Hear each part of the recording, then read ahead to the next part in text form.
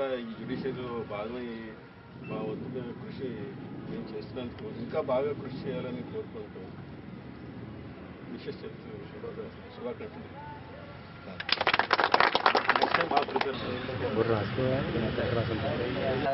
ముందుగా నా శుభాకాంక్షలు తెలియజేస్తున్నాను. విపరీతమైన స్వేచ్ఛ బానిసత్వానికి దారితీస్తుంది. ఈ రాజ్యాంగాన్ని అడ్డపెట్టి మనకున్న స్వేచ్ఛ విపరీతం అయిపోయి నేను అనుకున్నాను అందరూ ఒకరు తెలియకుండా బానిసగా బతున్నారో అనిపిస్తుంది.